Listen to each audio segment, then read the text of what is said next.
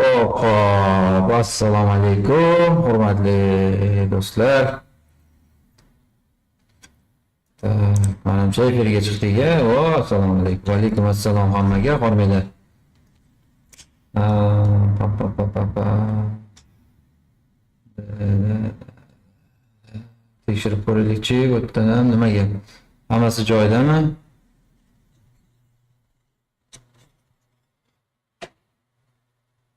Ovoz juda baland. Bo'ldi. Tak, endi-chi.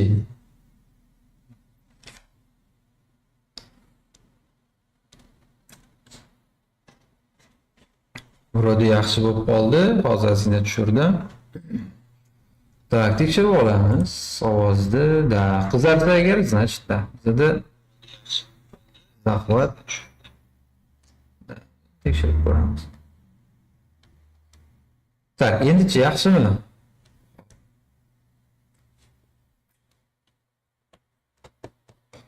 Norm gap yo'q.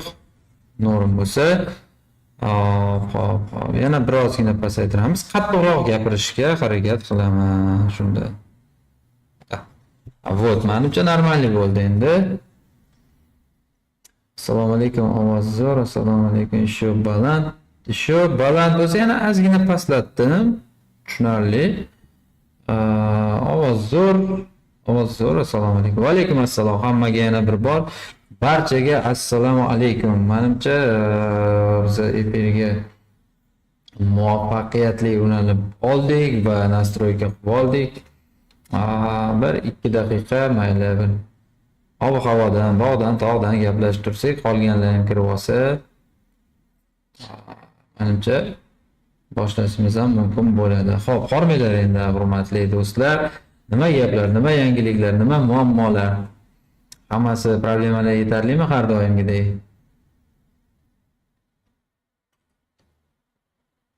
Tak, assalomu alaykum ustoz, ovoz yaxshi, endi normalniy bo'ldi. Rahmat hammaga. Normalniy bo'lgan bo'lsa, demak, boshladik. Ustoz, rahmat, yana bir bor hammani ro'za Ramazon kunlarida nima deydi? Kuchli sabr tilayman.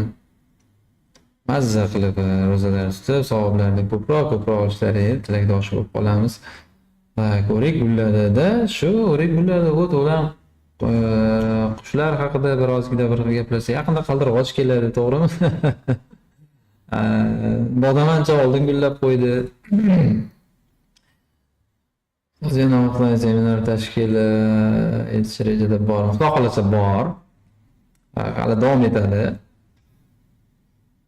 Seminarlar davom etadi.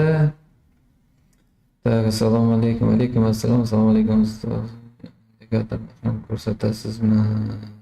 Albatta, bugun asosiy mavzumiz RSI indikatori va moving average indikatorlari va ostsillatorlari orqali biz bozorda ozgina qo'shimcha filtrlar qilishimiz mumkin bo'ladi va aynan bulardan kelib chiqib biz idealniy bir strategiyalar o'zimiz uchun yaratib olishimiz mumkin bo'ladi va hokazo aytagidali. O'ziga yarasha juda ham zo'r filtrlar hisoblanadi. Bugungi dars o'ylaymanki ko'pchilikka manfaatli bo'ladi va qiziqarli bo'ladi. Xudo xolisa diqqat bilan eshitib, har bir berilayotgan maslahatlarni ko'rib, yozib olib va shu narsalarni grafikda takrorlab ko'rishga harakat qilinglar. Xudo xolisa hammada o'xshaydi. Chunki qiyin narsani o'zi yo'qda. Yana bitta seminar bo'lsa bo'lardi, oldingi safar qolib ketganlar kelardi. Xudo xolasa endi rejada bor. Hali qachon nima aniq bo'ladigan bo'lsa, albatta guruhga, kanalga e'lon beriladi. Bu shuning uchun chalg'imaymiz. Demak, darsimiz asosiy qismiga ham o'tsak bo'ladi. Menimcha уже harakat qilganlar, o'zi kutib turganlar kirib bo'ldi darsga. Qanaqadir savollar bo'ladigan bo'lsa, albatta darsning oxirida albatta savol javob qilib o'tamiz. Xo'p, mayli, oxirgida risk management o'tilgan mavzu bo'yicha ekanda 6 oylik risk, $1000 oylik risk, 60 haftalik risk, tak, money management 6 oylik, 320 haftalik, son yaxshi, lekin nima demoqchiligingizni tushunmadim. Mayli, keyin oxirida gaplashamiz bu narsalarda ham. Kelinglar, fikrlar chalg'imaymizda bugun birinchi bo'lib bizga eng qiziqarli bo'lgan narsalardan biri, ya'niki instrumentlardan biri bu moving average. Moving average instrumentini, ya'niki yo'qsak to'liq ko'rinar ekan. Moving average nima ekanligini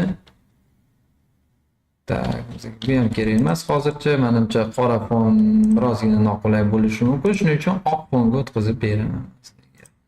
Tak, mana bu joyda tayyori bor. Black on white. Da, все. Menimcha yaxshi ko'rinadi mana shunday holatda.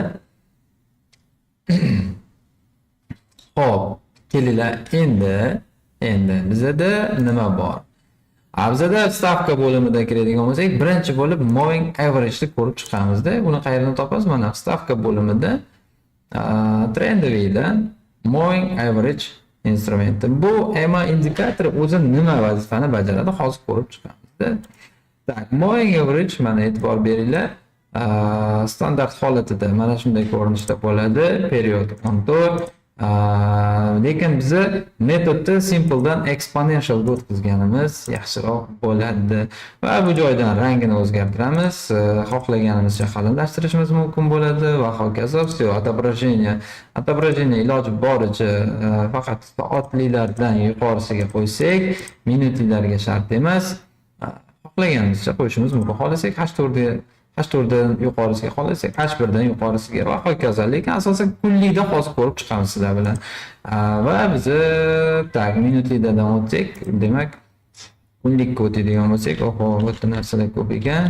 Bular hammasini o'tkazib tashlaymiz-da. Tak, endi qaranglar. Tak, kunlik intervaliga olamiz-da. Вот. Bizda moving average EMA indikatori mana shu hisoblanadi. Bu nima vazifani bajarib beradi bizga? Bu asosan bozorda bizga trend yo'nalishini aniqlab beruvchi bir instrument hisoblanadi. Ya'niki как trendовый liniya vazifasini ham bajaradi desak ham bo'ladi. E'tibor beringlar. Bu narx buni ham proboy qiladi va bundan отбой ham oladi. Buni отбой qilganda retest ham qiladi. Как bizga trendовый liniya vazifasini ham bajarib beradi bu narsa.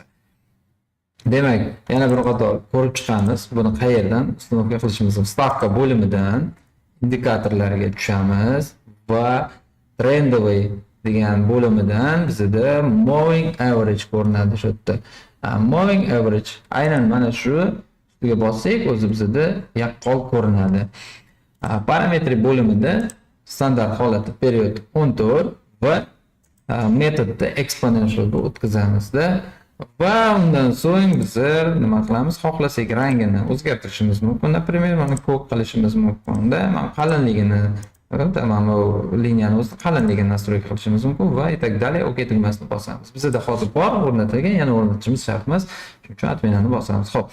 E'tibor beringlar. Kunlik intervalda buni tahlil qilib ko'ramiz. Ya'ni aynan mana shu moving average dan narx yuqorida bo'lsa qarab chiqamiz-da. Например, biz filtr qilyapmiz narx yo'nalishini aniqlash uchun-da, trend o'suvchimi yo tushuvchimi? To'g'ri, hozir men bu holatimda ko'rgan paytimizda vizualniy ko'rinib turibdiki, narx o'suvchi. Bu yerda har qanaqangi bir strategiyalar bo'yicha bizda yo'nalish bo'ylab, ya'niki oqim bo'ylab ishlash uchun bir qulay vaziyat shakllanganda, buni tasdiqlab beruvchi narsa bilasizmi? Endi hozir biz mana bu joyda ko'rib turibmiz-da. Buni sal vaqtliroq ham fahmlashimiz mumkin bo'lar edi, ya'niki trend o'suvchi trendga o'zgarganida. Mana bu joyda range ga tushib qolgan, mana bu joyda noaniq bo'lib turibdi. Lekin uni aniqlab bergan narsa bizga mana, например, bitta shag'am oq bo'lib tepada yopilgan va ikkinchi shag'am yana bu ham oq bo'lib tepada yuqorida yopilgan va uchinchi shag'am ham xuddi shunday oq bo'lib yuqorida yopilgan. Demak, mana shu 3 ta shag'am harakati bizga nima ma'lumot berib turibdiki, ya'ni trend уже o'suvchiga o'zgargan. Mana bu joyda nima deydi? Mana bu joyda range da flat ga tushib qolgan edi. Lekin hozir konkretni o'suvchiga o'zgargan. Demak, biz любой tahlilimizni, любой bir strategiyamizni biz bayga qaratishimiz kerak bo'ladi. Ya'niki trend o'suvchi, trendga qarshi ishlagandan ko'ra trend bo'ylab, oqim bo'ylab suzganimiz yaxshi. Unga qarshi chiqqanimizdan ko'ra.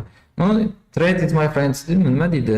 Shunga o'xshab trend har doim trend bilan agar harakatlanadigan bo'lsangiz, inersiya kuchi borda, bu yerda tortib ketish kuchi borda. Chem sell kirgandan ko'ra buy pozitsiya lучше effektivroq bo'ladi bu yerda. Va shuning uchun bu eng oson sodda varianti, siz trend yo'nalishini aniqlab olasizda, ana undan keyin siz harakat qilasiz, ya'niki tahlil qilasizki, любой падениyadan, ya'niki любой narx tushishidan siz sotib olishga harakat qilasiz, qo'rqmasin. Sababi nimaga? Trend yo'nalishi уже o'zgargan bayga.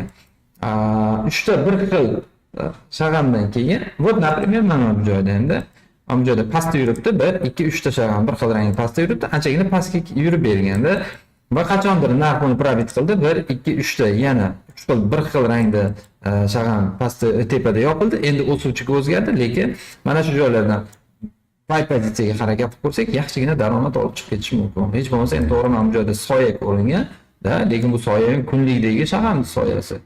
200-250 punktli движение bor bu yerda. Endi uni strategiyamizdan kelib chiqib, qanaqa risk qilamiz, qayerdan kiramiz, qayerda chiqamiz, bular barchasini biz misol uchun strategiyamizdan kelib chiqib hisoblashimiz mumkin. Xolos. Xo'p. Ovoz sal yomon. Menimcha yaxshi bo'lsa kerak, ko'rib chiqamiz mayli, hozir yana bir marta. Hammada shunaqami? Yomon ko'rinyapti, yomon eshitilyaptimi ovoz?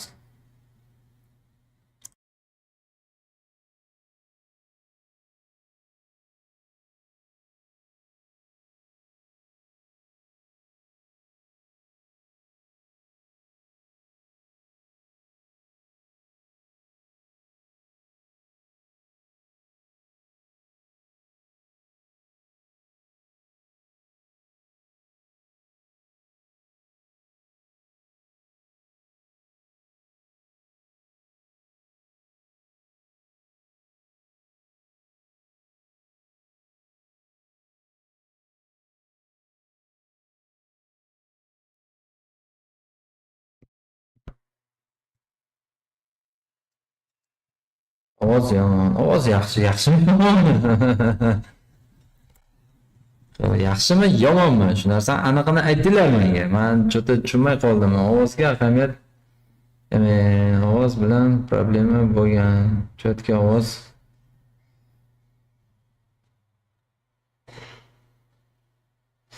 Tak, menimcha bunaqa bir muammo o'zi bo'lmadi deb o'ylayman. Eshitilyaptimi o'zi?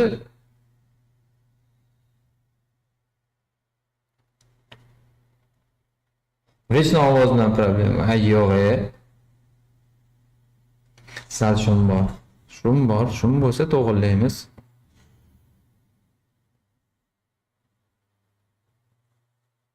Tak, endi-chi.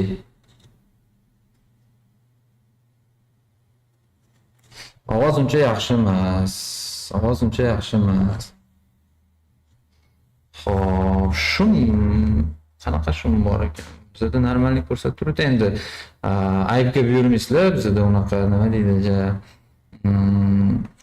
nima deydi, oqlab, ko'klab anaqalarga e'tibor berilmagan. Xo'p, mediaga e'tibor berilmagan, samimiy glавный, shuning uchun aybga buyurmaysizlar. Qo'limizdan kelgancha chiroyli sifatli o'tib berishga harakat qilamiz, lekin ovoz yaxshi. Yaxshimi, yomonmi?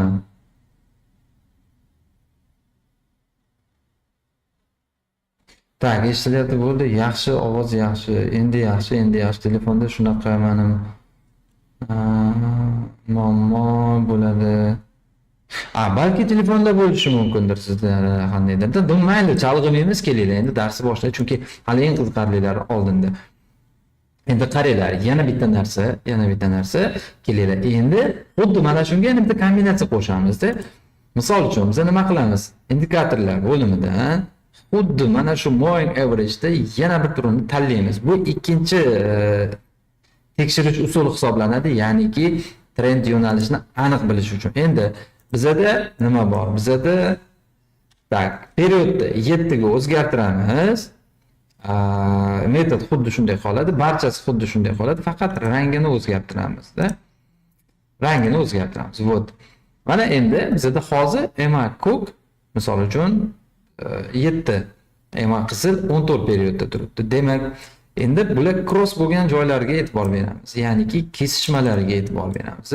Mana shu kesishma bo'lgan nuqta mana shu nuqta ekanda, kelinglar shu rangini o'zgartirib qo'yay va bir jiddiyroq, seriozliroq o'chiramiz-da. Mana shu nuqta hozir bizga ko'rsatib berib turibdi cross bo'lgan joyini-da. Ya'ni strategiya oddiy bir tizim desa ham bo'ladi bu narsani. Nimadan iborat? 7 EMA 14 EMAdan yuqorida bo'lsa, trend o'suvchi. Agar 7 EMA 14 EMAdan pastda suzib yuradigan bo'lsa, demak trend tushuvchi. Bo'ldi. Mana bunaqa vaziyatlarda da bo'lishi mumkin. Mana bu flat zona deydi. Bu yerda bir u yoqqa kesib o'tadi, bir bu yoqqa kesib o'tadi. Mana shu joyda ozgina diqqat qilishi mumkin. Bu bor narsa, chunki busiz imkoni yo'q. Bozor baribir bunaqa zametleniya berib, nima deydi, range'ga tushib qolish ehtimoli juda ham yuqori. Lekin mana shu joylardan e'tibor bersangiz, diqqat bilan e'tibor beradigan bo'lsangiz, hozir mana shu joyda ozgina непонятный harakatlar kuzatiladi. Stop losslar ko'p ishlashi mumkin mana bu joyda. Ammo lekin mana bu joyga e'tibor beramiz endi. Mana bu joyga e'tibor beramiz. Mana kesishgan nuqta. 7 EMA qizil EMAni yorib o'tdi tepaga. Demak, bizda trend o'suvchiga o'zgargan. Biz har qanaqangi fokusimizni bayga qaratishimiz kerak bo'ladi. Va qachondir mana bu joyda yorib pastga plus o'tgan, crest bo'lib o'tgan, ya'niki mana bu joyda cross bo'lgan. Pastga o'tgandan keyin biz har qanday o'suvchi bir движениyadan keyin sotib yuborishga, ya'ni sellga harakat qilishimiz kerak bo'ladi. Ya'ni bu juda ham yaxshi filtr hisoblanadi. Например, siz tarixda misol uchun ochib tekshirib ko'ringlar. Mana bunaqa joyda bu kunlik intervalda siz endi misol uchun H4, H1 ga tushib olib sekin tahlil qilib ko'rishingiz mumkin bo'ladi bu narsani. Вот, например, hozir ham o'suvchi trendda, juda ham kuchli o'suvchi trendda. Misol uchun H4 ga tushamiz-da, qaraymiz. H4 da nimalar bor ekanida qaytaramizda. H4 da endi bular H4 da ko'rinishi shart emas, shuning uchun faqatgina отображениесini ustiga galochkasini olib tashlab turib, faqat kunlikka qoldirib, qolgan intervallarda ko'rishimiz shart ham emas bularni. Faqat kunlikka, haftalikka ham qoldirsangiz bo'ladi. No, asosiy kunlikda ko'rsak, menimcha yaxshi bo'ladi. Haftalikda ozgina sabr yetmay qolishi mumkin bo'ladi. Adda mana bu joyda qarayapsiz-da, ozgina tushuvchi trend bor-da. Demak, bu yerda ham bir konkret hech narsa ko'rinmayapti. Hali mana bu joyda kuchli daraja bor, darajaga yetib kelmagan, balki mana bu darajadan advoy olish ehtimoli bordir. Advoy ham olib bo'lgan почти deyarli. Da, ki H1 ga o'tasiz, nimalardir bor bu yoqda deysiz уже da. Mana bu joyda nimadir shakllanishi mumkin sizga. Shunaqa qilib shu fokusni siz bir tarafga qaratasiz. Любой selga vaziyatda o'tkazib borib sotib olishga harakat qilasiz. Chunki nimaga 7 bilan 14 kesishgan, 7 EMA 14 EMAdan yuqorida yuribdi. Demak, oqim o'suvchi trendda yuribdi. Demak, oqim bo'ylab harakatlansak, juda ham bir yaxshi samara beradi bizga. Har qanday bir nima deydi, strategiyani nimani bilsiz, o'sha narsani qo'shib, filtr qilib, tasdiqlar bilan savdoga kirishingiz mumkin bo'ladi. Xo'p, eshitilyaptimi? Hammasi joy-joydami, hurmatli o'quvchilar? Yana mikrofon o'chirib qo'yib, o'zim bilan o'zim gaplashib o'tirgan bo'lmay. Tak, ustoz nastroykasini voy, nastroykasi unaqa juda ham qiyin emas-ku bu narsani. Mana yana bir bor ko'rsataman. Stavka bo'limi indikatorlarda, indikatorda mana stavka bo'limi, indikator paneliga o'tamiz va trendovida moving average mana moving average deb yozilgan qo'ying. Oddiyroq qilib, soddaroq qilib aytganda moving average kiramiz. Parametri birinchisida 14 turibdimi? Exponential simple da turgan bo'lsa, exponential ga o'tkazamiz. Xohlaganimizcha bu yog'ini o'zimizga moslashtirib olishimiz kerak bo'ladi. OK tugmasini bosamiz. Yoki отображение bo'limidan biz faqatgina kunlikka moslashtirib yoki haftalikka moslashtirib OK tugmasini bossak, faqatgina shu kunlarda ko'rinadi. Всё. O'sha joydan 7 ni o'rniga 14 o'rniga 7 yozamiz, rangini o'zgartiramiz. Bo'ldi, всё, ortiqcha narsani o'zi yo'q bu yerda. Xo'p. Demak, bu nima ekan? Bu EMA indikatori bu bizga narx yo'nalishini aniqlab beruvchi bir indikator, qo'shimcha bir bizga yordamchi bir sovetnik degan bo'ladi bu narsani. Xo'p, Menimcha tushunarli bo'ldi. Moving average qanday qilib ustanovka qilishimiz, qanday qilib o'rnatib va undan nimalarga asoslanib foydalanishimiz mumkin bo'ladi. Moving averagedan juda ham ko'plab strategiyalar tuzib chiqish mumkin bo'ladi. Har kim o'ziga yarasha buni tuzib chiqish imkoniyati bor. Shaxsan men o'zim tuzib chiqaman. Shaxsiy strategiya aynan EMA indikatorlari orqali. To'g'ri, bitta o'ziga asoslanmagan qo'shimcha indikatorlar bilan filtr qilib, birgalashtirib va integratsiya qilgan holatda o'zim uchun strategiya ishlab chiqqanman bu narsa. Endi u strategiya faqat o'zim tushunaman-da, eng qizig'i. Boshqa birovga hozir uni o'rgatsangiz, tushunishi birozgina qiyinroq bo'lib qoladi. Chunki nimaga har birini tekshirib chiqib, tarixdan tekshirib chiqib, har birining o'ziga yarasha intervallari bor, har birining o'ziga yarasha kirish nuqtalari bor, har birining o'ziga yarasha stop loss qo'yish, take profit qo'yish qonun qoidalari bor. To'g'ri, buni ham o'rgatsa kimdir o'rganishi mumkin bu narsani ham, lekin baribir любой strategiyani ham o'zi yaratgan inson yaxshi foydalana oladi xolos, men bilishim bo'yicha-da. Xo'p. TradingView'da ham xuddi shunday nastroyka qilinadi-da. TradingView'da juda ham turlari ko'p. Moving average'da misol uchun indikatorlar bo'limiga o'tib turib, MA qiladigan bo'lsangiz, juda ham turlari ko'p chiqadi buni. Уже nima deydi? Magazin berib yubordi bizga hozir. Tak, mana topa olmadi. Mayli, moving average qilamiz. Tak, bu mana moving average har xili bor-da, bu yerda mana qaranglar, EMA, SMA deydi. Exponential moving average bor. Mana bu sal bo'lib normalroq ishlaydi. Mana shu 50-200 mana shuni ishlatib ko'rganman. Tak, buni nastroykasini nima qilamiz? Kelib boshqa bir grafik ochaylik-da. Da mana. Oho, bu tozaroq grafik yo'qmi ekan? Gold mayli. Xo'p, mana qarang. Shu EMA ustiga 2 marta mishkani bossangiz, nastroykasiga keladi-da. Mana shu 50 o'rniga. Tak, nima qilamiz?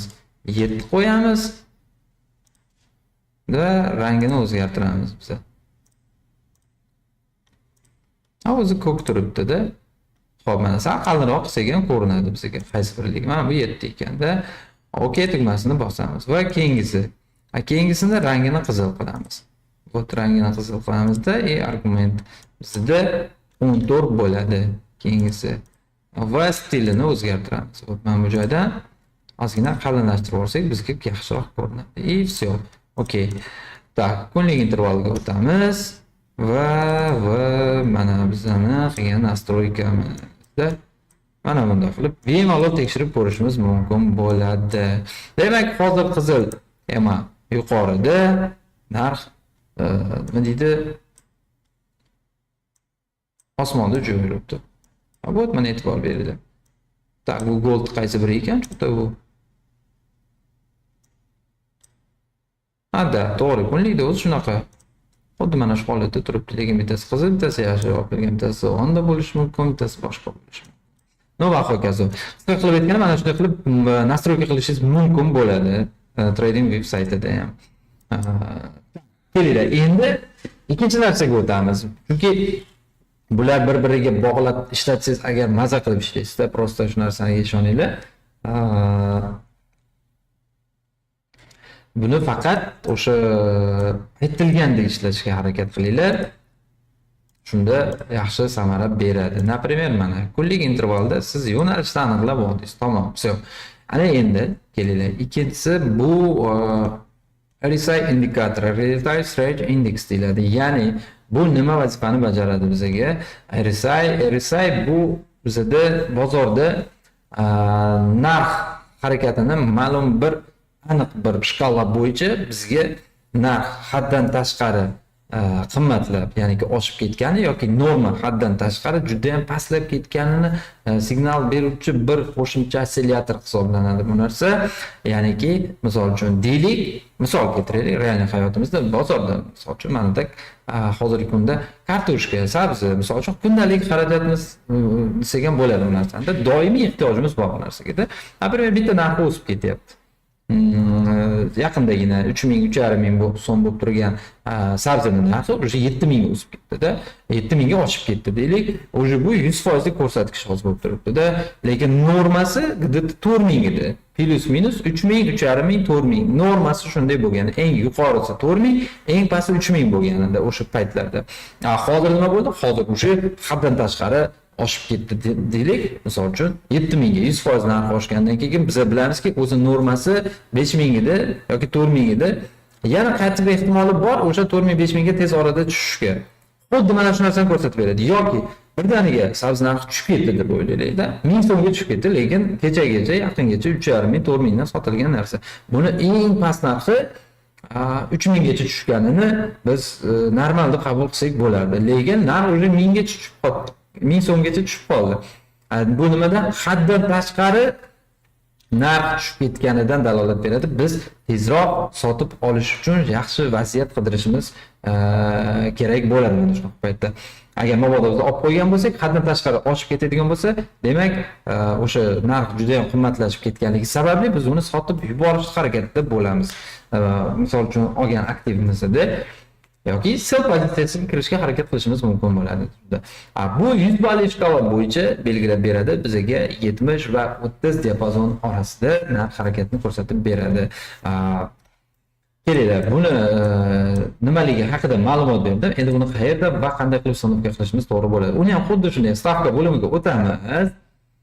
Tak, trendovega tushamiz. Yo'q, ostsillatorlarga tushamiz. Вот mana Relative Strength Index degan joy borda. Xuddi mana shuni ustiga bitta bosamiz va parametri period standart kontur. Endi stilni hamma o'zi uchun har xil qilib o'zgartirishi mumkin. Absolutno bu narsaning farqi yo'q. Men misol uchun birozgina liniyasini qalinroq qilaman. Urvinlarga keladigan bo'lsak, menga ser emas, qora. Mana urvin 70-30 urvin bo'ladi xolos. Qolgan narsa qo'shib o'tirmang. Отображение absolutno bu narsani ham eng kichigi H1 da ishlatish tavsiya beriladi. Qolgani ketdi. H1 dan kichkina intervalda ishlatish tavsiya berilmaydi hozircha. Va nastroykasini yana bir marta ko'rsatib o'tib ketaman. Standart period 14 bo'ladi. Bu period nima? Bu 14 ta shag'am harakatini o'rtacha bizga ko'rsatib beradi. U o'suvchimiz tushuvchiligini 14 tagina shag'amni bizda qay holatdaligini taxminan o'rtacha hisobda ko'rsatib beradigan period hisoblanadi. Biz buni agar 100 qiladigan bo'lsak, 100 ta shag'amni o'suvchi yoki tushuvchiligini ko'rsatib beradi bizga. 10 ta qiladigan bo'lsak, 10 ta, bitta qiladigan bo'lsak, birga bir mana shuni ustida yuradi, mana shuni chizib olib yuraveradi birga. Shuning uchun bu period 14. Period nima desa o'ylanib o'tirmanglar. Bu o'sha 14 ta shag'amni o'rtacha narx harakatini bizga belgilab ko'rsatib beradigan narsa hisoblanadi. Xo'p, o'rniga hech narsaga tegmaymiz, 70-30 turadi. Xohlasangiz rangini o'zgartirishingiz mumkin. Men qora qilganman, qora ma'qul menga. Xo'p, time frame'larda, misol uchun H1 dan yuqorisida OK tugmasini bosamiz. Bu mana bizda pastda paydo bo'ldi o'sha RSI indikatorimizda. RSI indikatorimiz mana bizda 70-30 pastki nuqtada va yuqori nuqtada 70 darajasi turibdi. Bu 100 balli shkalada deb tasavvur qilishimiz kerak bo'ladi. Mana shu joy 100 bo'ladi, u pastda 0, mana bu pastda bo'ladi-da. Mana 0, mana 100, o'rtada 50. Mana bu joyga to'g'ri keladi. 50 kimdir yoqib qo'ygan, kimdir yoqmagan, absolut u narsaning farqi yo'q. Kimgadir ma'qul kelsa yoqib qo'yiladi, kimgadir ma'qul kelsa shart emas u narsa. Umuman absolut u narsani rol o'ynamaydi bu bozorda hozircha. Endi buni qanday qilib ishlatamiz-da? Misol uchun например, hozir kunlikda bo'lsa biz H4 ga oldik. H4 ni bir tekshirib chiqaylikchi, nima bor ekan. Instrument fund audida bundan qanday qilib foydalanamiz? E'tibor beringlar, mana narx o'sha 70 dan haddan tashqari oshib ketgan. O'sha mana bu joygacha, demak 88 gacha chiqib bergan ekanda. Juda ham nima deydi? Haddan tashqari, normadan tashqari juda ham oshib ketib qolgan-da. Hop, hozir 1 minut.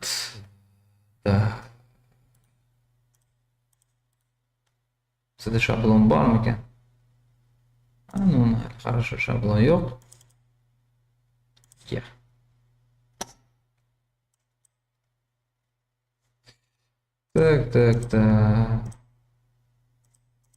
Mayli, хорошо. Xo'p, H4 da ko'rdik. Haddan tashqari 70 dan oshib ketgan. Mana bu joylarga e'tibor beringlar. Mana 70 dan baland, mana bu joyda 30 dan birozgina pastga tushgan. va mana bu joylarda 70 dan oshib ketgan narxi 70 qani? 70 mana shu o'rbi. Bizda ma'lumot bo'lishi kerak, ya'niki 70 dan oshib ketsa narx tez orada qulashi mumkin degan bizda bir qo'shimcha bir tahlil bo'lishi kerak, ya'ni qo'shimcha filtr bo'lishi kerak bo'ladi. Bizga tahlillarimiz bor-da, misol uchun nimani o'tdik? Fibonacci o'tdik-da, например, fraktalniy strukturani o'tdik. Qanaqadir bir modellarda, klassik modellar va nima deydi? Bugun mana RSI va EMA indikatorlari sizlarga qo'shib beriladi. Mana bular hammasi endi bizga sabablar yig'indisidan biz bitta qaror chiqarib savdoga kirishimiz mumkin bo'ladi. Misol uchun deylik, bu yerda nima bor? Mana 30 dan tushib ketganda, mana bu o'rtalarda o'sha 30 dan tushib ketganda, bu yerda nima bor? Fraktalniy struktura bo'yicha kirish mumkinmi? Da, vot mana. Mana bu joyda misol uchun deylik, mana globalkamiz bor ekan. Da, endi kirib boraylikchi. Условно mana tavakkal bu joyda topdim. Tak, lokal liniyamiz ham bor. Endi ichki liniyani nima qiladik? Biz ideal formatda ko'ringan joydan ham chizishimiz mumkin bo'ladi. Mana bundoq chizishimiz ham to'g'ri, noto'g'ri emas. Lekin mana bu bo'shliq juda ham kattaligi uchun, orada ichki trend liniyani mana bunday chizishimiz ham to'g'ri bo'ladi. Agar men buni bitta biza lojniy harakat deb oladigan bo'lsak, mana buni yoki shuni o'zini proboydan ham kiraman desak, mana shu nuqtadan savdoga kirishimiz mumkin bo'lar edi. Nima qilamiz? Har doimgidek stop lossni oxirgi shakllangan minimumdan 10-15 punkt zazor bilan pastroqqa qo'yib turib, savdoga kirib, uje birga bir nisbatda save qilib, agar stop loss ishlasa, perizaxodlar bilan poложено daromadga chiqishimiz mumkin. Lekin bu yana bitta sabab bor bizda. Mana endi mana shu joyda qiziq joyi keldi. Boya просто tak savdoga kirishimiz mumkin edi, lekin mana bu joyda endi biz nima qildik? RSI indikatoriga e'tibor beramizda. Mana shu nuqtada, mana shu nuqtacha pastga tushib bergan, o'sha bizga signal bo'lsa savdoga kiramiz. Misol uchun, mana bu joyda signal bo'ldi, savdoga kirdik, birozgina zazor bilan, mana nuqtadan ozgina zazor bilan savdoga kirdik. Birga bir nisbatda yurdimi, yurmadimi? Da, mana 70 yo'q, bu yerda birga bir nisbatda yurmagan. Lekin umuman olganda o'sha bizda signal bor mana bu joyda. Endi bu joyda hash turda prem kutmasdan, biz vaqtliroq H1 ga o'tib, M30 ga o'tib, ertaroq signal olib, savdoga kirishimiz mumkin bo'ladi. Prem H4 da chizib qo'yib kutib o'tirmaymiz-ku uni provet qilishni, to'g'rimi? Lekin H4 da ko'rinib turibdiki, что bizda o'sha sekin fraktalniy struktura shakllangan va mana bunday chiroyli, mana bu joyda yana bitta fraktal shakllangan ekanda. Mana bu joyda e'tibor beringlar. Вот mana H4 da ko'ryapmiz, konkretni o'sha yuqorilab pastga tushib bergan narxda. Вот, например, mana bu juda ham chiroyli format, bu juda ham ideal format hisoblanadi-da. Mana shuni o'zini proboydan kirdik va biz mana bu joyga stop loss qo'yadigan bo'lsak, agar birinchi stop lossimiz ishlashi mumkin-da. Keyin biz nima qilamiz? Mana bu W ga o'xshash model va перезаход, qayta urinib ko'rish va перезаход mana bu liniyani proboy qildi va yana biz stop lossimiz pastroqqa qo'ydik va kirdik. Yo'q, bu yerda ham birga bir yurib bermagan. Lekin bizda nima bor? Birinchi mana bu urinishda bizda sabab bor-da, mana bu joydan o'zi tushib bergan. Kombinatsiya qilib, nima deydi? Endi buni yana bitta katta intervallarga o'tkazib turib, trend yo'nalishini aniqlab olib turib, agar trend faqat o'suvchi bo'ladigan bo'lsa-da, bu joydan favoriet qilib ko'rishimiz mumkin. Lekin tushuvchi bo'ladigan bo'lsa, bu joydan savdoga kirmasligimiz kerak bo'lardi. Ya'niki любой tushuvchi harakat qo'yib borib, o'suvchi harakatdan keyin biz sellga harakat qilishimiz kerak bo'ladi. Chunki trend tushuvchi degan bizda ma'lumot bor. Bu yerda moving average indikatorlari ham bizga tushuvchiligidan dalolat berib turibdi. Hammasidan kelib chiqib, o'sha mana bu yuqorilagan sari biz sellga harakat qilib ko'rishgan bo'lar edik. Lekin men bu joyda o'sha hol mayli bitta birga bir nisbatda kelmadi va перезаход amallab qildik. Hot хотя бы men bundan retestdan kiramiz, men bu liniyani, lokal liniyani proboydan kiramiz va tak dalay. Farqi yo'q, absolutno baribir перезаходlarning hisobiga, endi biz klassik uslubda ishlaganimiz uchun qayta urinib ko'rishlar перезаходlar hisobiga doimiy ravishda biz zararlarni qoplash imkoniyati bo'ladi bizda. Xo'p, demak va keyinchalik men bu joyga kelamiz. Mana bu joylarda o'sha bo'lgan, lekin bu yerda signal bo'lmagan konkretni. Har doim signalga qarab savdo qilishimiz kerak bo'ladi. Narx birinchidan bu joyga chiqishga haligi majbur emas, chiqqandan keyin signal berishga ham majbur emas-da. Men kecha endi Xurshidbek ustoz o'tganlaridek Ya'niki Fibonacci'ning urbinlariga narx kelishga majbur emas, kelgandan keyin signal berishga ham majbur emas. Mobilda kelsa, signal bersa, savdoga kiramiz. Bo'lmasam yo'q degan bir narxalari ham bor, tavsiyalari ham bor. Xuddi shunday narsa. Bu yerda ham mana men bu joyda to'g'ri bitta lojniy harakat bo'lgan, lojniy harakat bilan stop loss ishlashi mumkin. Endi bu bitta biz RSI ga asoslanib qolsagina, lekin buni duch kelgan joydan kirmaymiz. Endi sizlarga endi juda ham bir nima deydi, eng zo'r uslublardan birini o'rgatishga harakat qilaman hozir. Tak. Biz M1 ga emas, H4 ga chiqishimiz kerak edi. H4 eng kichigi H4 deydi-da. Men kstati Kadienani tekshirib ko'rgan edim mana shu narsa. Sizga vazifa beramiz, xuddi shu vazifani endi ishlab chiqasizlar. Mayli Kadiena bo'lishi shart emas, bizda Frankeni ham yaxshi instrument, bunda ham ishlatib ko'rishimiz mumkin bo'ladi. Xo'p, qaranglar, endi H4 instrumentida narx RSI dan qachon yorib o'tgan pastga shu joylarda yoki yuqoriga ko'rishimiz kerak bo'ladi. Eng zo'r filtr mana shu narsa bo'ladi sizlarga. Shuni unutmanglar-da. Любой joyda yorib o'tgan bo'lishi mumkin, lekin hamma joyda ham ishlab bermaydi bu narsa. Ozgina yurib beradi-da, dalch mana ozgina yurib bergan, yana dalch tushib ketib qolgan bo'lishi mumkin. Ozgina yurib berganda pastga yoki dalch uchib ketib qolishi mumkin-da. Bizga shuning uchun boshqacha bir yaxshi usuli bor.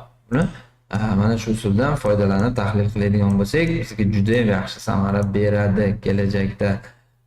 Xo'p. To'g'ri, katta intervallarda kamroq shakllanadi da, nima deydi, ba'zi instrumentlarda uncha o'xshamasligi mumkin. Misol uchun mana farqi yo'q. Men ko'proq bu narsani funt dollarda ishlatib ko'rganman. Sizlarga maslahat beriladi, aynan mana shunday volatility yuqori bo'lgan instrumentlarda ishlatib ko'rishga. Xo'p. Kelinglar bir boshdan boshlaymiz. Endi hozir tarixga qaytaylik va qayerdadir agar topilsa o'sha narsa sirasi ko'rsatib boshlayman, oldinga qarab tekshirib borishimiz mumkin bo'ladi. Xo'p. Kelinglar, mana shu joydan boshlasak ham bo'lar ekan-da. Tak.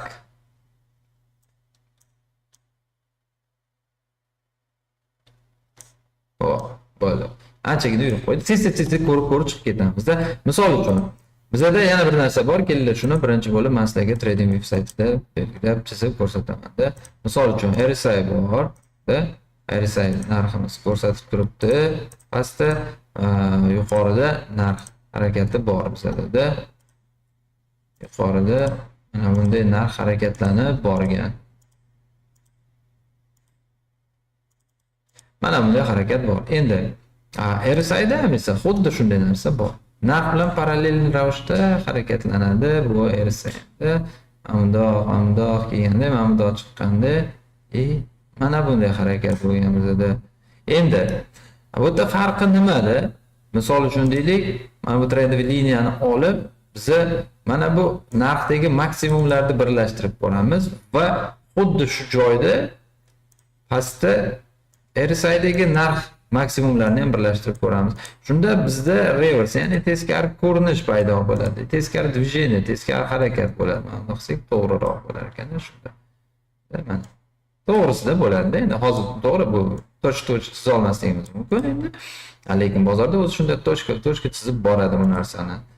Bu mana qilsak. Demak, e'tibor beramiz. Bozorda grafikda narx maksimumni yangilab qo'ygan, ammo lekin RSI da yangilab qo'ymagan.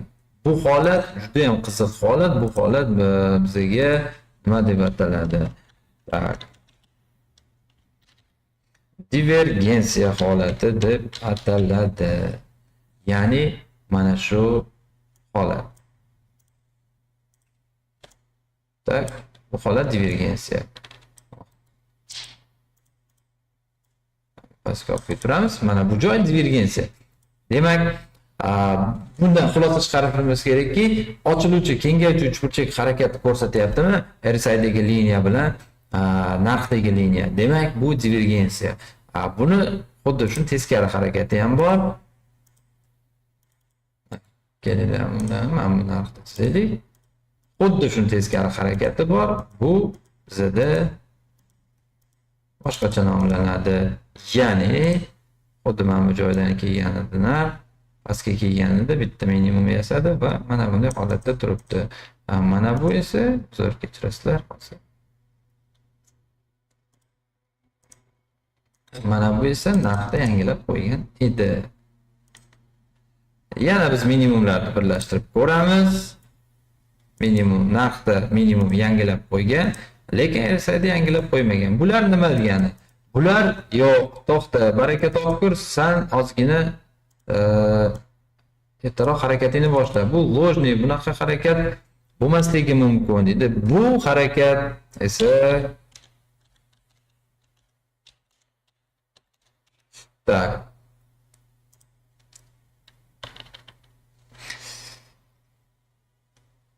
Bu harakat esa konvergensiya holati deb ataladi. Ya'ni narxda minimum yangilangan, lekin RSI indikatorida esa minimum yangilanmagan. E'tibor beringlar. 30 va 70 dan o'tib ketgandagina biz bu narsani tutishimiz kerak bo'ladi. Ya'niki bu holat divergensiya va konvergensiya holatini narx 70 yoki 30 darajalardan o'tib ketganidagina qidirib topamiz. Ungacha yetib kelmagan bo'lsa, bu ishlash ehtimoli juda ham past hisoblanadi. Demak, tushunarli bo'ldi bu narsa sizlarga. Ana endi xuddi mana shu narsalarni grafikdan topishga harakat qilamiz bizda. Mana endi sekin yurgizib ko'ramiz grafikni. Mana bu joyda 70 dan 30 dan tushib ketgan, lekin hech qanday bir divergensiya, konvergensiya ko'rmadik-da. Tekshirib ko'ramiz. Mana shunday qilib statistika qilib ko'ramiz va bu joyda hali yorib o'tmagan. Vot, mana bu joyda yorib o'tgan ekan. Demak, bu joyda yana ham aniqlashtirishimiz uchun bizga mana bunday vertikalniy liniyalar kerak bo'ladi. Mana shu bilan misol uchun mana birinchi nuqtani ko'rsak-da, mana bu ekan. Ikkinchi nuqtasi qaysi bo'lishi mumkin deysizda, mana bu joyda bitta liniya chizib ko'ramiz-da.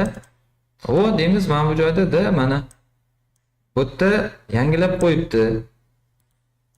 Luch ekan, hozir luchini o'chirib qo'yaylik, mana shunda. Luch kerak emas. O, mana narxda yangilab qo'yibdi, ammo lekin RSI'da yangilab qo'ymagan. Ana xuddi shu narsani biz yana aniqlashtirishimiz uchun mana bu ikkinchi nuqtasi bo'ladigan savolni qo'ysak, vot. Bizga tekis ko'rindi mana shu nuqtada. Demak, bizda konvergensiya holati bor ekan. Katta ehtimol bilan narx o'sha qaytib yo'lda davom etishi mumkin. Yo'q. Shu narsani to'g'ri qabul qilishimiz kerak. Faqatgina divergensiya, konvergensiya bo'lsagina, все, men savdoga kiraman deysiz. Bo'lmasam yo'q. Qaroringiz qarorga qarshi chiqmaslik kerak. Hozir yaxshi niyat qilib turib, hozir divergensiya bo'lib qolishi mumkin yoki unday bo'lishi mumkin degan narsa emas. Bo'lsa kiramiz, bo'lmasa kirmaymiz. Bitta sabab topib, tasdiqlab savdoga kiramiz. O'ta nima sabab bo'lishi mumkin? Sababini ham ko'rsatib berishga harakat qilaman. Masalan, например, mana bitta trendli liniya bor. Oddiy bitta trendli liniya proboy, все. Mana bunday qilsak kuchliroq bo'ladi mana bu, chunki juda ham kasaniyalari ko'p. Mana shuni yopgandan keyin, mana bu yuqorida, misol uchun deylik, endi bu prям H4 biz nima qilamiz? Bitta ikkita interval pastrog'iga tushib, biz ertaroq signal olib kirishimiz mumkin bo'ladi.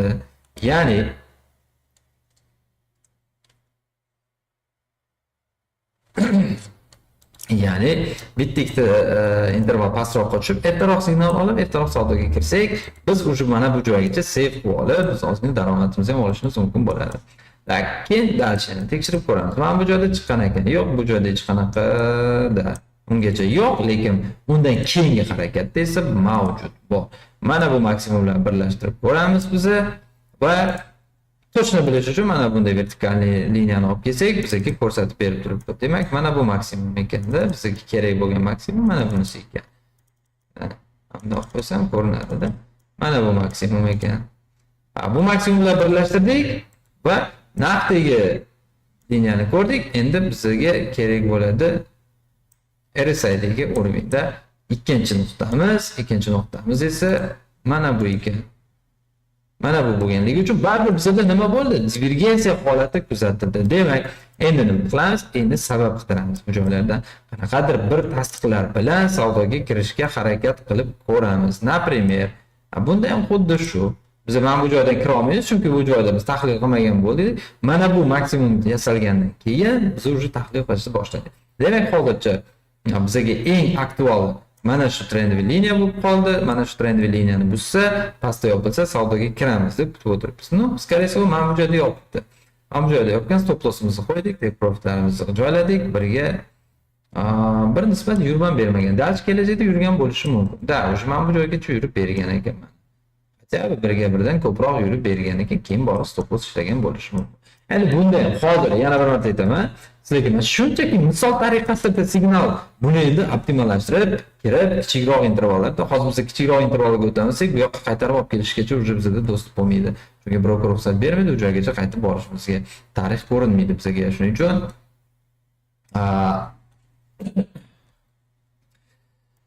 ertaroq signal olib savdoga kirishimiz mumkin bo'ladi. Buni endi tekshirib chiqasizlar real time'da o'zlaringizda. Faqat divergensiya, konvergensiya bo'lgandan keyin. Agar mana bu joyda signal bo'lgan bo'lsa, siz kirdingiz, lekin stop lossingizni oldi, просто так o'tkazib yuboring bu narsani. Da konsa oxirigacha borib, siz foydangizni olib chiqib ketishga harakat qiling. To'g'ri, uni ketma-ket qo'yib yurmang, lekin signal bo'lgan paytda siz o'sha yerda bo'lishingiz kerak bo'ladi.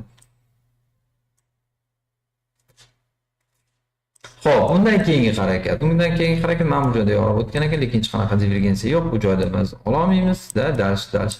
Mana bu joyda ham xuddi shunday vaziyat. Bu joyda ham ola olmaymiz-da. Mana bu joy interesli endi. Mana bu joy bizga qiziq hisoblanadi-da, juda ham qiziq. Biz nima qilamiz?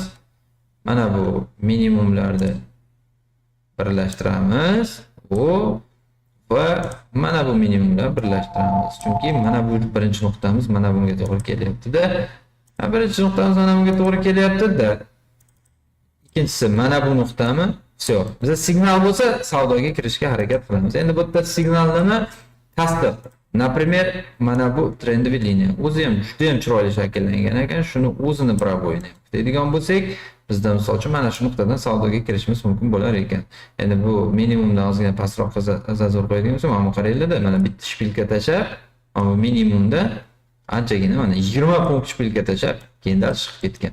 Mana shunaqa paytda biz perizaxodlar o'tkazib yubormasligimiz kerak bo'ladi.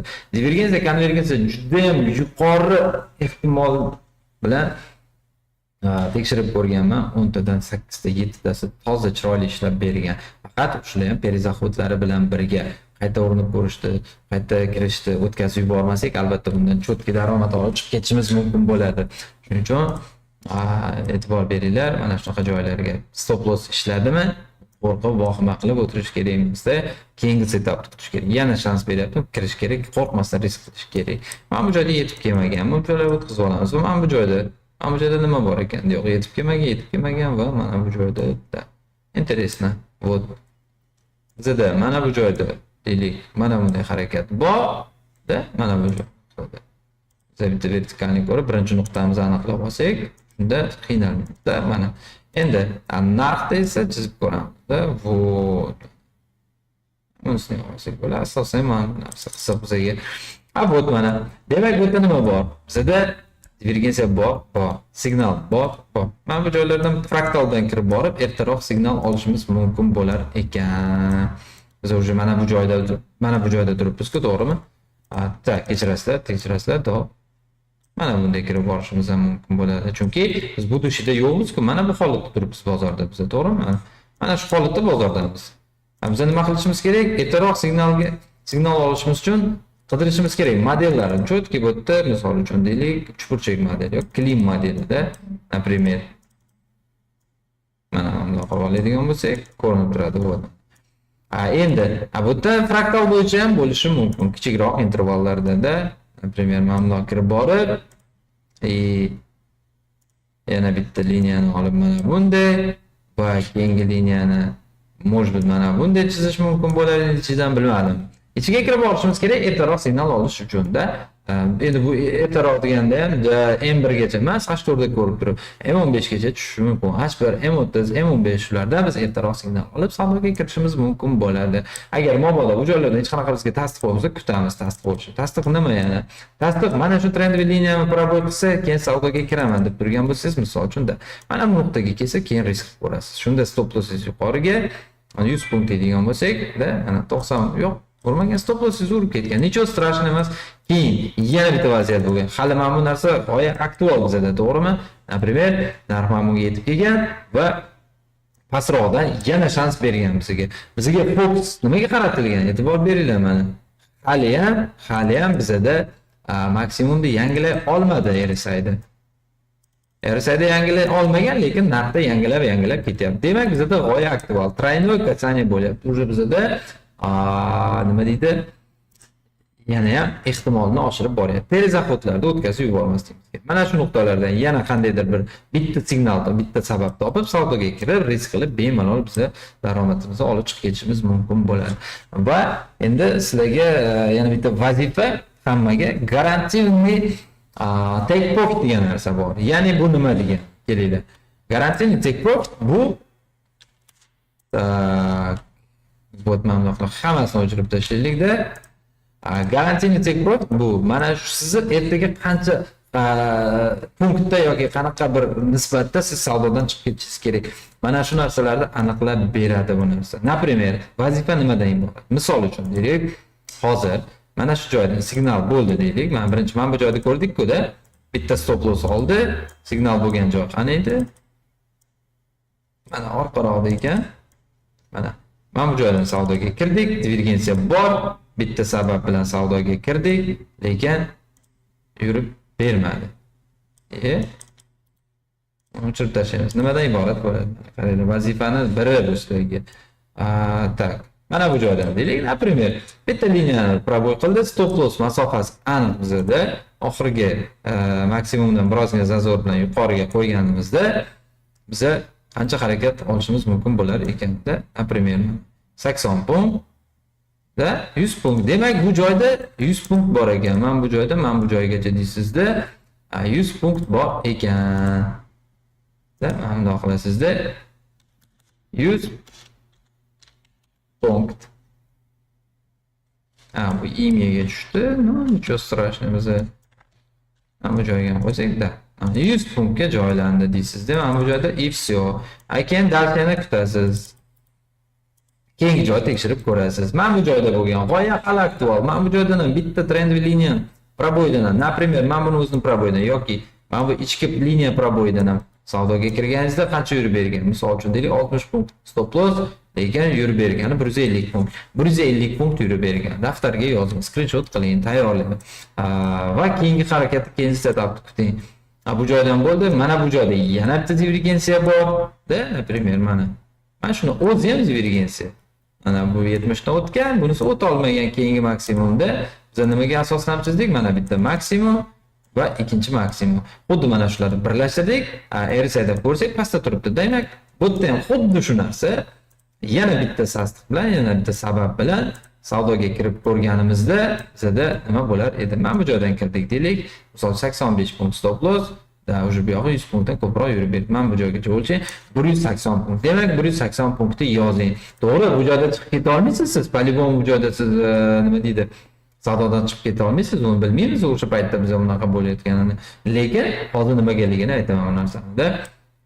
Va keyingi harakat mana bu joyda ekan. Mana bu joyda yo'qotmasligingiz uchun aynan birinchi va ikkinchi nuqtani belgilab olishingiz kerak bo'ladi-da, siz o'zingiz uchun-da. Mana. Tak, mana birinchi nuqta bo'ladigan bo'lsa, endi buni o'chirib narxda joylasak, da mana ikkinchi maksimum mana shu o'rtada bo'ladigan bo'lsa, orientir olishimiz kerak-da biz, to'g'rimi? Va mana shu maksimumlar birlashtirib ko'ramiz. Bizda cho'tki divergensiya bor ekan. Nima qilamiz keyin? Sababni qidirib ko'ramiz. Bu yerda nimalar o'zida o'rgatishimiz kerak-da, do'stlar. Mana bunda sabablar bor. Mana bu bor. Keyingisi nima bor? Mana bu bor. Bunda qarasangiz avtomatik fraktal ko'rinyapti-da. Shu fraktalni siz o'zingiz ko'rmagansiz, lekin mana bunda shakllangan. Agar siz fraktal bilan buni integratsiya qilib birga kompot qilib ishlatadigan bo'lsangiz, вообще shokolad zo'r ishlaydi beradi. Ishoninglar, просто bu shunchaki oddiy narsa emas bu narsa. Ishoninglar, buni agar kim ustida mehnat qilib ishlatib ko'rsa, maza qilib ishlaydi. No, всё. Mana bu joyda ichki liniya proboydan, demak 240 punkt. Demak, mana shunday qilib tekshirib chiqing. Divergensiya, konvergensiya absolyutni buni farqi yo'q. Qaysi birida harakat bo'lgan bo'lsa, o'sha narsani tekshirib chiqingda va qadrini yozib boring. Yozib boring и так далее. Oxirida bizga nima qiziq bo'ladi? Bizga konkretni natijasi qiziq bo'ladi. Demak, bitta narsani sizlarda ma'lumot bo'ladi va o'sha ma'lumotlardan kelib chiqib siz o'zingizga konkretni garantiyni take profitini aniqlab olishingiz mumkin bo'ladi. Bu nima? Bu 80% holatda deylik, bozor qanaqa dividendalar yurib bergan. Hozir ko'rdik, mana bu joyda 200 point, 240 point yurib bergan, lekin undan oldinroq 80% holatini deb oladigan bo'lsak, 60 punkt, 70 punkt, 80 punkt shuni oralarida yurgan. Demak, biz umumiy hisobda 80% holatda qanday yurib bergan bozor. Biza mana shu narsani garantiyli take profit deb olishimiz mumkin bo'ladi. Undan kami bo'ladigan bo'lsa 20 punkt, 15 punkt yurganlarni ularni ham inobatga olmaymiz. 300 punkt, 400 punkt yurib ketgan bo'lsa ham bitta-ikkita ularni inobatga olmaymiz. 80% holatda qanday yurgan bozor? Bizga mana shu narsa eng qizig'i hisoblanadi. Bu divergensiya paytida ham, konvergensiya paytida. Bunga misollar bor, shablon bor. Men tashlab beraman. Prosta tekshirib ishlatib ko'rasizlar. Menimcha foydali bo'ladi deb o'ylayman. Tayyor o'zim ishlab chiqqanman. Bu shablonlarda o'sha paytida bizda ham shu darslar vazifalar berilganda, ishoninglar, men shu narsani bir kunda bajarib chiqqanman. Bir kunda men o'zim uchun garantiyli take profitlarni aniqlab chiqqan edim. Qiyin narsa emas demoqchiman. Bahona qilish kerak emas, dangasalik qilmaslik kerak va mehnat qilish kerak. Bu, naprimyer, mana bu joyda e'tibor beringlar. Narx RSIdan o'tgan, 70 dan o'tgan. Shunchaki bitta tasdiq bilan savdoga kirib ko'rishimiz mumkin bo'ladi bu joydan hamda. Bu joyda qayerdan savdoga kirgan bo'lar edik? Mana bu joydan уже yo'q. Sababi nimaga? Biz уже RSIda divergensiya ko'rmagan bo'lardik. Mana bu joyda divergensiya kutib, divergensiya bo'lgandan keyin mana bu joylarda birozgina ложный harakatlar bo'lgan va hokazo bo'lganda undan keyingi aktual trendiy liniyamiz mana bu hisoblanadi. Demak, mana shuni yopilishidan savdoga kirsak yoki ertaroq biz savdoga kirsak, endi men bu uslovni ko'rsatyapman. Yana mana bunaqa ishlash kerak ekan degan xayol bo'lmasin sizlarda. Hozir uslovni men buni proboydan deb ko'rsatdim. Bu ham to'g'ri emas, to'g'ri, lekin bunda risk zonamiz juda ham katta bo'lib ketadi. Agar biz mana bunday minimalniy risk zonalarni topib ertaroq harakat qiladigan bo'lsak, unda biz kichikroq risk zonalardan savdoga kirishimiz mumkin bo'ladi. Misol uchun mana bu joydan kirganimizda deylik 120 punkt, lekin mana bu joydan kirsak, bizga 50 deyarli 60 punkt. Yarmi riskimiz уже kamaygan bo'ladi. Mana shunday qilib kim modellar bilan tekshirib ko'rish mumkin, головой плечо bo'lishi mumkin, MW bo'lishi mumkin, и так далее. Absolutно farqi yo'q. O'sha divergensiya, konvergensiya bo'ldimi, siz uni tekshirib ko'ring, nima sabab bo'lgan, qanday tasdiq orqali savdoga kirishingiz mumkin bo'lgan. Mana buni ham qarang, idealni ishlab bergan. Prosta bu narsani ishlatish kerak, tekshirib ko'rish kerak. Atak zo'r ishlaydi, ishoninglar bu narsalar. Va mana bu joydan qancha yurib bergan? Misol uchun 160 punkt. 160 punktni yozing va keyingi harakat qayerda bo'lgan? Mana bu joyda chiqib ketmagan, mana bu joyda chiqqan, mana bu joyda signal bo'lgan. Keyingi harakat, boya aytgandek, mana misol uchun 500 punkt yurib bergan. To'g'ri, bu joyda yopolmaymiz, lekin bizga statistika uchun kerak bo'ladi bu narsa. 500 punktdan yurib berar ekan. Endi pastda nima bo'lgan? Pastda bu divergensiya, konvergensiyalar yo'q deb o'ylayman men bu joyda. Bu joyda konvergensiya yo'q-da, mayli bu joyda o'tkazib yuborishimiz ham mumkin bo'lar ekan. Va keyingi holat mana bu joyda ekanda, o'tganmi 70 dan o'tgan, 71 ga chiqqanmi, mayli. Mana bu joyda divergensiya bor. Mana bu joyda ham divergensiya bor. Buni aniq bilishimiz uchun bizga mana bunday vertikalniy ikkita liniya oltirib, birinchi ikkinchi nuqtani belgilab olsak, mana shuni orasida bo'lar ekan. Hech yo'q. Endi sababi nima bo'lishi mumkin bu yerda? Qanaqa sabablar bo'lishi mumkin? Nima modellar bo'lishi mumkin? Bitta dalil. Mana shularni yig'ib chiqib va necha punkt yurib bergan. Mana shu narsalarni sizlarga vazifa qilib beramiz. Demak, vazifalar tushunarli bo'ldiki, endi boyagi nimamizga qaytamiz. Vot mana kunlik intervalda ko'rdik, например, mana kunlik intervalda ko'rdik. Hozir narx o'suvchi trendda, chunki 7 EMA qizil EMAdan yuqorida turibdi. Biz nima qilamiz? H1 pastroqqa tushib olib, divergensiya yoki konvergensiya qiladi. U mana bizda konvergensiyani biri shakllanadi. Mana real time sizlarga g'oya hozircha Fox buy. Mana deylik, to'g'ri, ideal bo'lmasligi mumkin, lekin bor. Bu yerda konvergensiya bor. Endi sabablarni yig'ishni harakatini qilamizda, misol uchun nima bor bu yerda bizda? Hozirgi holatida men konkretniy bir sabab ko'rmayapman. Например, agar men bu to'liq bo'lganda edi, juda ham zo'r bir model bo'lgan bo'lardi. Bu ham to'liq emas, ichida bo'shliqi bor. Ozgina kutamiz. Minimum yana bir marta yangilashi mumkin. Agar yangilasa-da, yana bizda ideal formatdagi model shakllangan bo'ladi, oddiy klassik model, yoki mana bu joyda уже trendiy liniya shakllanishi mumkin. Trendiy liniyaning proboyi, zakrepleniya yuqorida bo'lishi bizga signal beradi. Bu ertaroq savdoga kirishimiz mumkin bo'ladi. Bu prям H1 da bo'layotgan. H1 dan kichigiga o'tish shart emas. Menda H1 dan kichigida ko'rsatmaydi ham, chunki sizlar ham shunaqa nastroyka qilib olsangiz chalg'imaysizlar. H4 da hali yetib kelmagan. Demak, H4 da. Endi bu narsaga ham diqqatli bo'linglar. Kimdir faqat H4 da ishlatadi bu narsani, kimdir faqat H1 da, kimdir faqat kunlikda ishlatadi. Absolyutni bu narsaning farqi yo'q. Qaysi birda tekshirib statistika qilib chiqqan bo'lsangiz, faqat o'sha intervallarda kutasiz. Misol uchun mana hozir H4 da hech qanaqa sabab yo'q. Yo'q, bu joydan savdoga kirish xato. Lekin H1 ga o'tsangiz, H1 da bor.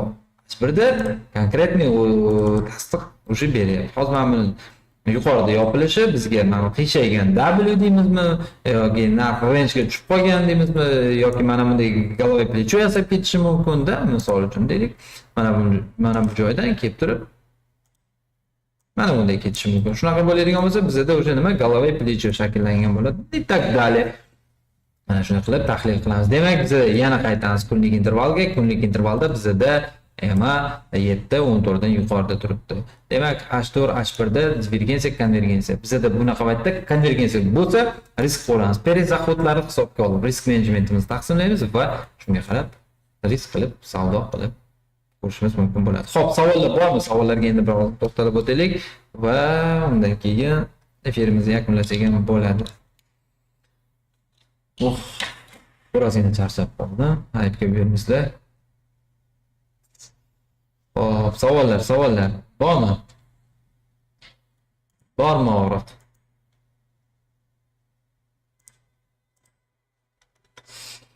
Tak. Faqat 7 va 14 dan foydalanamizmi? 50, 100 yoki 50, 10 bo'lmaydimi, ustoz? Asadbek, endi bitta narsada hozir sizlarga boshlang'ich paytida mana shu narsa ko'rsatib o'tildi. Demak, birinchi mana shunda test ko'ring va undan keyin bo'ladi. 50, 14, o'zi 100, 200 ularda ham o'ziga yarasha kombinatsiyalar bor. Lekin hozir moslashib olishlaringiz kerak bo'ladi. Hozir chuvalashtirish shart emas. Hammasini birdaniga o'rgana olmaymiz-da. Yuqoriroqda savollar bo'lgan shekilli, ovoz normal, ustoz iloji bo'lsa, nastroykadan tashlab bering. Nastroykasini ko'rdik. Ustoz, EMAni ikkisi ham svechcha hosil bo'lib yopilgandan so'ng shakllanadimi? Impuls bilan tushib ketsa yoki ko'tarilib ketsa nima qilamiz? Impuls bilan ko'tarilib ketsa, EMA ham ergashib yuradi, narx bilan parallelniy ravishda yuradi bu narsa. Kuzatib o'tirasiz, boshqa variantimiz yo'q. Biz bilmaymiz konkretni qachon, qayerda signal bo'lishini. Tradingda ko'rsatib o'tdim, period nimani anglatadi? Period o'sha o'rtacha 14 ta, biz 14 belgilagan bo'lsak, o'rtacha 14 ta narx harakatini ko'rsatib beradi. Buni aytib o'tdim. Bundan oldinroq bergan bo'lishingiz mumkin savolda. Necho? Tak, H4 va H1 da ishlatib bo'lmaydimi? H4, H1 dan ishlatsangiz bo'ladi. Bu narsani tekshirib chiqing. Endi bu yog'i sizlarga mana misol uchun deylik, nima deydi, yo'nalish berilyapti sizlarga va o'sha yo'nalishdan kelib chiqib, ya'niki shablon qilib ishlashingiz mumkin bo'ladi shu narsani. Demak, periodlarda o'ziga yarasha nima deydi, hisob-kitoblarni olishingiz kerak. Siz ya'niki proporsionalniy hisob-kitob qilishingiz kerak. Proportsiyasini ishlab chiqishingiz kerak bo'ladi. Misol uchun, kunlik intervalda 7-14 qo'yilgan bo'lsa, H4da proportsiyasini hisob-kitob qilib, unga ham o'ziga yarasha moslab qo'yishingiz bo'ladi. Xo'p, katta intervalda yaxshi ishlaydi. Masalan, albatta kattada juda ham xotirjam ishlaysiz. Tak, nima? Customer strategiya bolder indikatorini ko'rib bersangiz, shunda ham siz ko'proq tasdiqlamizmi? Bilmayman unaqa strategiyani, men to'g'risi. Divergensiya deyladimi? Divergensiya. Agar men bu yerda xato yozgan bo'lsa, tak, shoshmanglar. Agar divergensiya deb ataladi bu narsa. Xato yozgan bo'lsam deganim, yo'q, to'g'ri yozgan ekanmiz. Divergensiya. Bu qaysi intervallarda yaxshi ishlaydi? Divergensiya aytib o'tdim. Kunlik H4, H1. Undan kichigi shart emas ishlatish.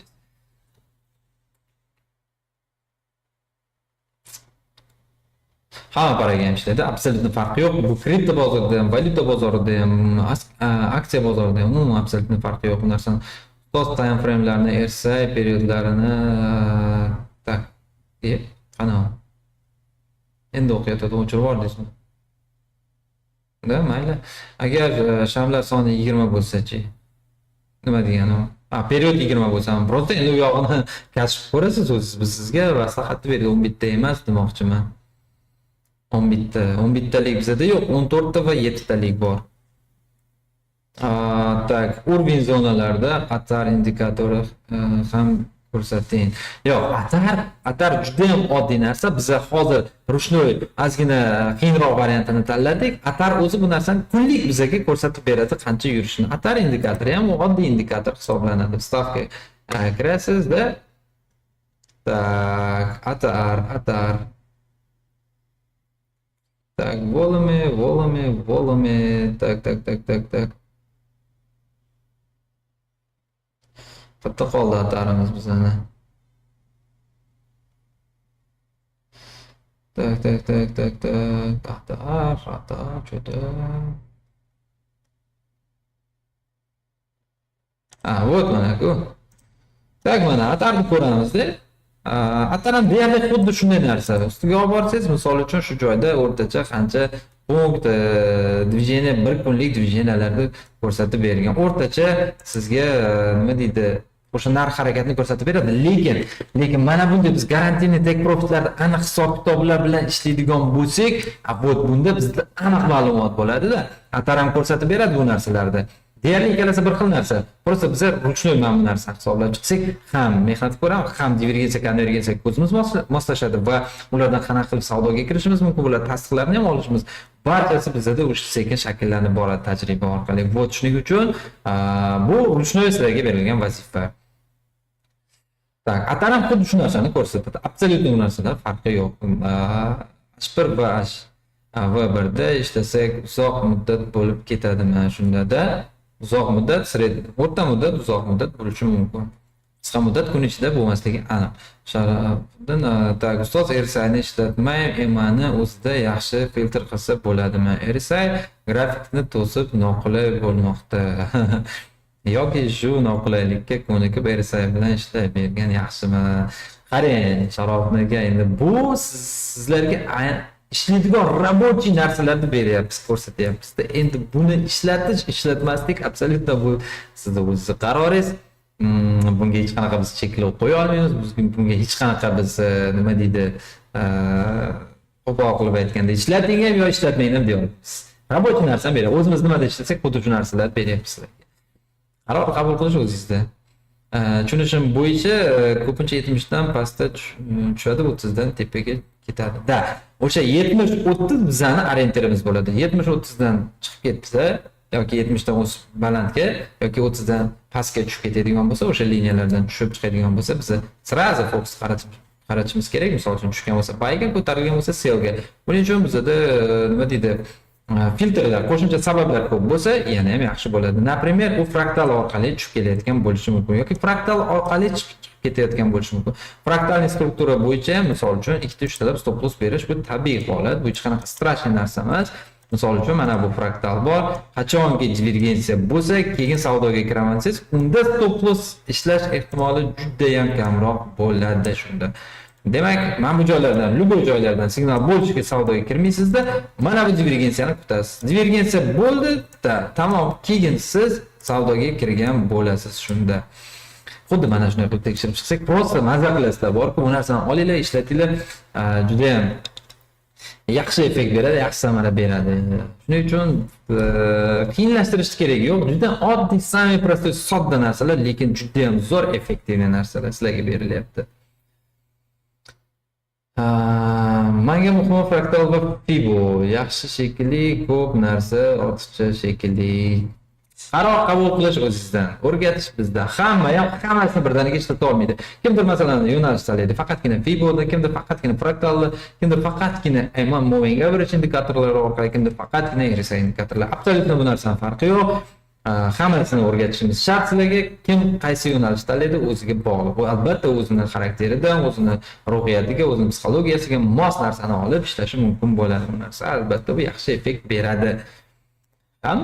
Hammasini ishlamaydi baribir. Qaysi birini tanlab, bittasida konkretniy algoritmik tarkuli qilishni boshlaydi va shunda natijaga chiqa oladi.